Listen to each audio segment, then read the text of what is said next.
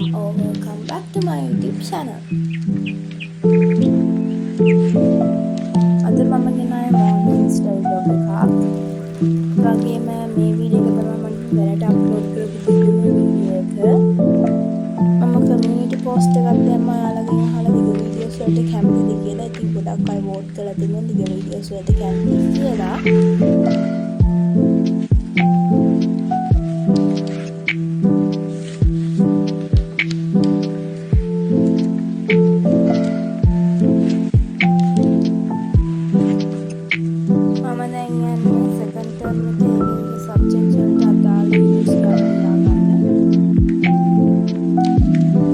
මේ වීඩියෝ එකේ ඔයාලට මම මේ ස්ටඩි ටිප්ස් ටිකක් ගැන කියලා දෙන්න. එහෙනම් දිගට වීඩියෝ එකත් එක්ක ඉන්න. මේ දවස්වල එකලග වීඩියෝස් අප්ලෝඩ් කළා. මොකද එකලග නිවාඩු දවස් තිබුණ නිසා. ඔයා අද නම් මගේ channel එකට එකතු වුණා. මගේ channel එකට ගිහිල්ලා අනිත් වීඩියෝස් බලන්න. ඉස්සරහටත් මගේ වීඩියෝස් බලන්න කැමති නම් මගේ channel එක subscribe කරන්න. ඒ වගේම මේ වීඩියෝ එක ගැන like කරලා ඔයාලගේ ideas comment කරන්න.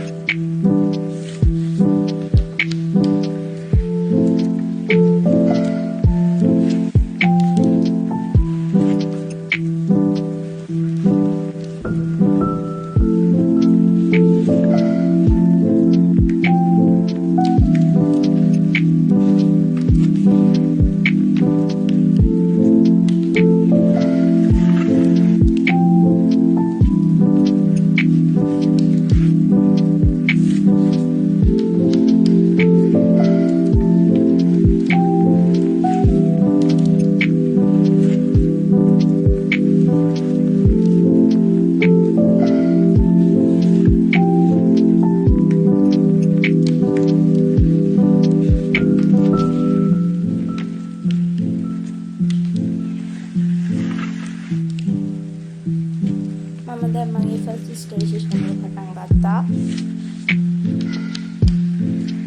ඔයාලා හිතනවාද දැන් මේ ෆස්ට් ටර්ම් එක්සෑම් එක වෙච්ච ගමන් මම සෙකන්ඩ් ටර්ම් එක්සෑම් වල පාඩම් කරන්න පටන් කියලා. එහෙම නෙමෙයි ඉස්සරහට මේ පාඩම් ඉගෙන ගන්න තියෙන නිසා මම මේක කලින් පොඩ්ඩක් බලාගන්න.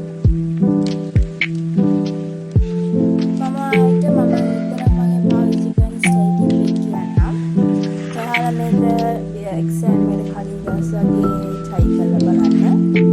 මුලින්ම ආයෙත් පාඩම් කරන්න තියෙන පාඩම් පොඩක් උඩින් කියව ගන්න. ලොකුවට කියන්නේ සාමාන්‍ය විදිහට කියවගෙන යන්න. ඒ කියවන ගමන් වැදගත් කරුණු මාක් කරගන්න.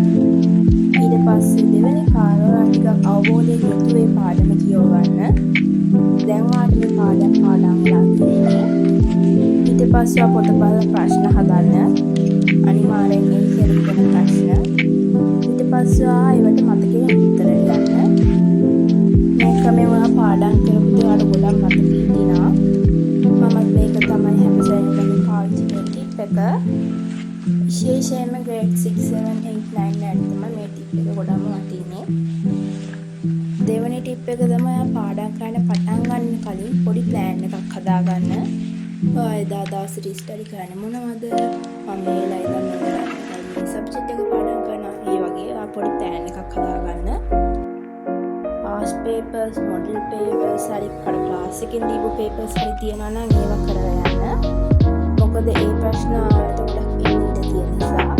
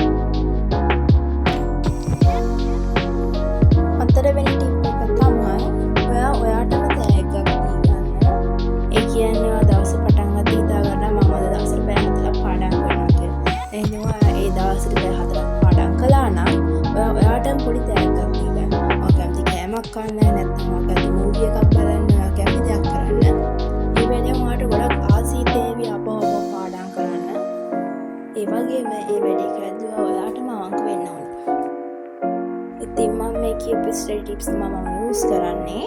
ඒ වගේ මේ යූස් කරපු ස්ටඩි ටිප්ස් ගොඩාක් සාර්ථක වෙලා තියෙනවා. ඔයාලත් ඒ ස්ටඩි ටිප්ස් try කරලා බලන්න. ඔයාටත් ඒක සක්සස්ෆුල් වුණා නම් අනිවාර්යෙන් කමෙන්ට් එකක් දාන්න.